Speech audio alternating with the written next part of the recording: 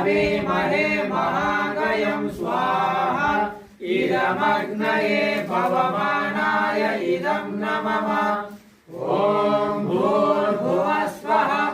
अग्ने भवस्व स्वाहास्मे वच्चः सुवीर्यं ददत्रयमयि कोशं स्वाहा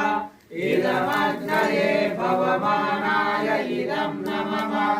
ॐ भूर्भुवः स्वः प्रजापतेन त्वदेतान्यन्यो विश्वा जातानि परिता बभूव यत्कामास्ते जुहुमस्तं नो अस्तु